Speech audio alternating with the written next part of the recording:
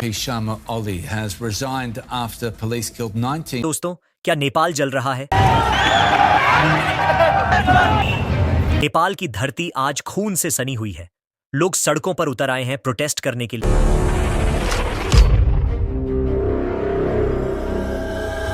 I saw a lot of people showing up to this protest, and what happened was, me as a individual, me as a Nepali citizen, something came up to me. और यह सब सिर्फ social media को ban करने से नहीं हुआ है, बल्कि इसके बहुत सारे कारण हैं।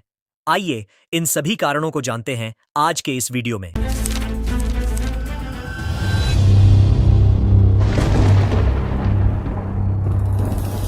यह बात है 8 सितंबर 2025 की। नेपाल की राजधानी काठमांडू में हजारों की संख्या में भीड़ उतरी थी प्रोटेस्ट करने के लिए। इस प्रोटेस्ट में बूढ़े, जवान, यहां तक कि बच्चे भी शामिल थे। इस प्रोटेस्ट को हामी नेपाल नाम के एक एनजीओ ने ऑर्गेनाइज किया था। प्रोटेस्टर्स मासी घर मंडला एक प्लेस से पार्लियामेंट की तरफ बढ़ रहे थे। यह प्रोटेस्ट बिल्कुल ही पीसफुल और नॉन वायलेंट था, लेकिन गवर्नमेंट के द्वारा पुलिस को तैनात किया जाता है इस प्रोटेस्ट को रोकने के लिए। नेपाल के प्रधानमंत्री केपी शर्मा ओली को मजबूर कर दिया है इस्तीफा देने में। Nepal, where Prime Minister KP Sharma Oli has resigned after police killed 19 people. Police water can, tear packs और रबर बुलेट गन्स को यूज करती है, लेकिन फिर इसी टाइम पुलिस कुछ ऐसा कर देती है जिसको देखकर प्रोटेस्टर्स दंग रह जाते हैं। पुलिस अब ओपन फायर करना शुरू कर देती है, यानी कि अब रबर बुलेट्स की जगह असली बुलेट्स का यूज किया जाएगा। करीब 19 प्रोटेस्टर्स यहां पर मारे जाते हैं और 400 लोग घायल हो जाते हैं। और शॉकिंग बात यह है कि मरने वालों में से एक 12 साल का बच्चा भी था। सिंपल सी बात है, ऐसे डिक्टेटरशिप को देखकर कोई भी चुप नहीं रहेगा। जैसे यह खबर जनता में फैलती है तो और लोग आ जाते हैं प्रोटेस्ट करने के लिए। अब वो बात अलग है कि प्रोटेस्ट इस हालत तक पहुंच चुका है कि प्रधानमंत्री के घरों में ही आग लग जा रहे हैं। फाइनेंस मिनिस्टर को तो रोडों पर दौड़ा दौड़ा कर जूतों से मारा जा रहा है।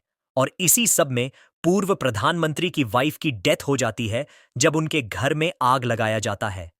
असल में क्या कारण था सोशल मीडिया बैन करने के पीछे? इसका जवाब है सोशल मीडिया के थ्रू सरकार का डिक्टेटरशिप दिखाना पूरी जनता को। सरकार पूरा कंट्रोल चाहती थी और नेपाल में डिक्टेटरशिप की हद हो चुकी थी, और इसीलिए लोगों ने सरकार के खिलाफ आवाज उठाई।